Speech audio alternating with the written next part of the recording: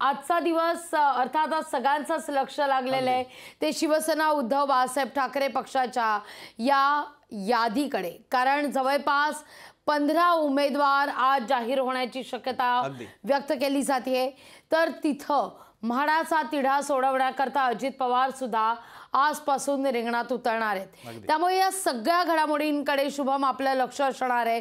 पण आघाडीची वर्तमानपत्र आज नेमकी काय हेडलाईन घेऊन तुमच्या सोबत आलेले आहेत, काय हेडलाईन आघाडीच्या वर्तमानपत्रात आहेत शुभम पाहूया। लोकसत्ताची पहिली हेडलाईन ही नेमकी काय?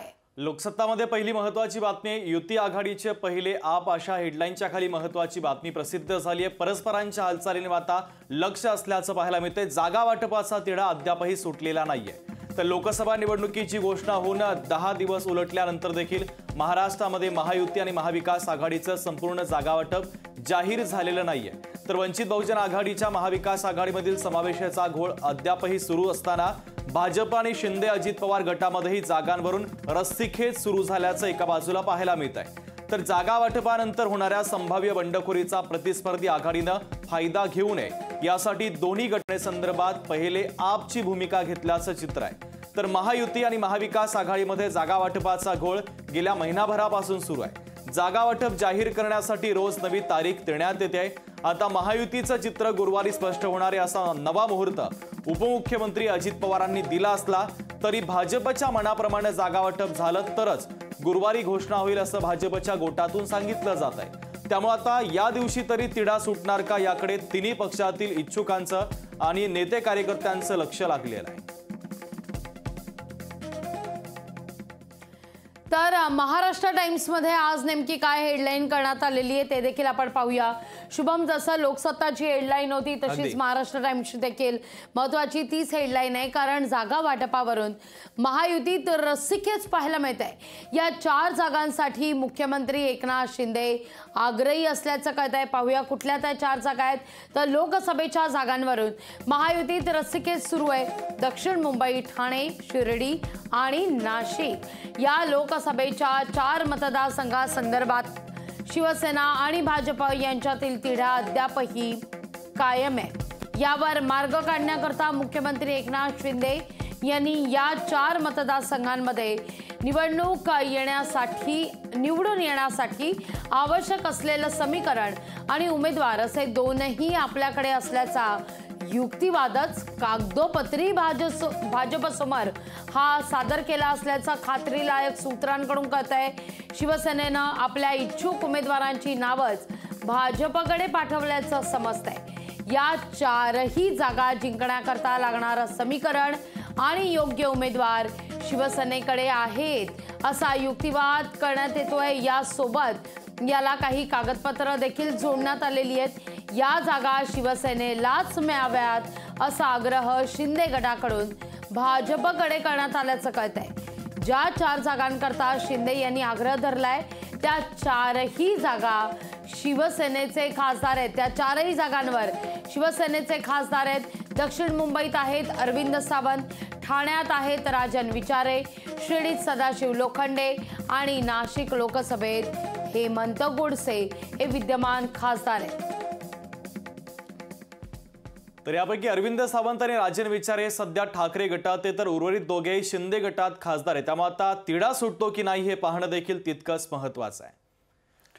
सामनात पाहूया शुभम, सामनाची नेमकी काय हेडलाईन आहे आज? अगदी मोदींचे विकसित भारताचे स्वप्न धोकादायक असं रघुराम राजन यांनी म्हटल्याची हेडलाईन सामनामध्ये प्रसिद्ध करण्यात आली आहे आणि रघुराम राजन यांच्या वक्तव्याच्या संदर्भातली बातमी प्रसिद्ध करण्यात आली। लोकसभा निवडणुकीच्या पार्श्वभूमीवर पंतप्रधान मोदी हे भारताच्या अर्थव्यवस्थेविषयी जुमलेबाजी करत असतात आणि धोकादायक आहे। पंतप्रधान मोदी भारत येत्या काळात जगातली 3री सर्वाधिक मोठी अर्थव्यवस्था होईल असा दावा करतायत। मात्र रिझर्व्ह बँकेचे माजी गव्हर्नर आणि अर्थतज्ञ डॉक्टर रघुराम राजन यांनी या बढ्या मारणं धोकादायक असल्याचं म्हटलंय। एका मुलाखतीमध्ये रघुराम राजन यांनी हा थेट इशाराच दिलाय। भारताच्या आर्थिक प्रगतीला वाढवून सांगितलं जातंय त्यावर विश्वास ठेवणं ही भारताची सगळ्यात मोठी चूक ठरेल। कारण ज्या प्रकारे हे सगळं फुगवून सांगितलं जातंय त्याला सिद्ध करण्यासाठी पुढची अनेक वर्ष आपल्याला मेहनत करावी लागेल असं महत्त्वाचं विधान एका मुलाखतीमध्ये डॉक्टर राजन यांनी केलेलं आहे। आता आपण पाहूया गुजरात समाचारनं नेमकी काय हेडलाईन केलेली आहे. तर गुजरात समाचारची हेडलाईन ही आंतरराष्ट्रीय स्तरावरची आहे. बाल्टिमोरमध्ये 3 किलोमीटर लांब पूल कोसळलेला आहे. मालवाहू जहाज पुलाच्या खांबाला धडकलं आणि या जहाजाला आग लागलेली आहे. मंगळवारी ही घटना घडली आहे. पाहूया बातमी सविस्तर आपण. मंगळवारी बाल्टिमोरच्या फ्रान्सिस स्कॉटकी ब्रिजच्या खांबावर एक मोठं मालवाहू जहाज आदळलं आणि ब्रिज कोसळला.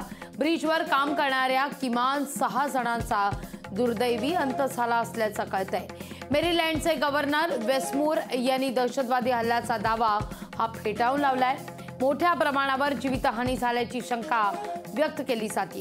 बाल्टिमोरच्या अग्निशमन दलानं दिलेल्या माहितीनुसार एका मोठ्या मालवाहू जहाजानं मंगळवारी या पुलाला धडक दिली आणि या घटनेनंतर तातडीनं मदत आणि बचाव कार्य सुरू करण्यात आलंय. मेरीलँडच्या वाहतूक प्राधिकरणानं सर्व चालकांना अन्य मार्गाने प्रवास करण्याची विनंती आता केलेली आहे. ज्या मार्गावर हा पूल कोसळलाय त्या ठिकाणी जाऊ नये असं आवाहन करण्यात येत आहे. नदीच्या दोनही बाजूंना रस्ता बंद करण्यात आलाय. वाहतूक अन्य मार्गाने वळवण्यात आलेली आहे. पोलिसांनी दिलेल्या माहितीनुसार मोठ्या संख्येनं लोक नदीपात्रात कोसळले असल्याचं कळतंय. आणि आता टाइम्स ऑफ इंडिया मधली पुढची हेडलाईन आपण पाहणार आहोत. पंजाबमध्ये अखेर भाजप स्वबळ आजमावणार असल्याचं या हेडलाईन मध्ये म्हणण्यात आलंय. अकालींची 40 वर्षांची साथ सोडल्याचा उल्लेख देखील करण्यात आलेला आहे. तर लोकसभा निवडणुकांचे पडघम आता वाजू लागलेत आणि त्यामध्ये ही बातमी अत्यंत महत्त्वाची आहे. लोकसभा निवडणुकीसाठी 40 वर्षांपासूनचा साथीदार अकाली दलासोबत पंजाबमध्ये युती न करण्याचा निर्णय आता भाजपनं घेतलाय. 400 जागा जिंकण्याचे एनडीएचे लक्ष्य गाठण्यासाठी भाजपनं इतर राज्यामधील लहान पक्षांसोबत युती केलेली आहे. मात्र त्यांनी पंजाबमध्ये अकाली दलासोबत हातमिळवणी केलेली नाहीये. पंजाबचे प्रदेशाध्यक्ष सुनील जाखड यांनी या संदर्भातली औपचारिकपणे घोषणाही केली. राज्यात भाजप स्वबळावर निवडणूक लढणार आहे. पंजाबचे विशेषतः तरुण आणि शेतकऱ्यांचे भविष्य लक्षात घेता हा निर्णय घेण्यात आल्याचं त्यांनी म्हटलंय. तर भाजप आता लोकसभेच्या सर्व 13 जागा स्वबळावर लढवणार आहे. तर त्यांनी सदस्य संख्या 2 वरून 8 वर नेण्याचा प्रयत्न आहे. 2019 मध्ये भाजप आणि अकाली दलानं प्रत्येकी 2 जागा जिंकल्या होत्या. या संदर्भातली बातमी प्रसिद्ध करण्यात आलेली आहे. त्यामुळे आता भाजपचं नक्की काय सुरू आहे या संदर्भात देखील चर्चांना उधाण आलंय. कारण पंजाबमध्ये आता भाजप स्वबळावर लढणार आहे. अकाली दलाची साथ 40 वर्षांची होती ती आता कुठेतरी भाजपने पंजाबमध्ये सोडल्याचं आपल्याला पाहायला मिळत आहे.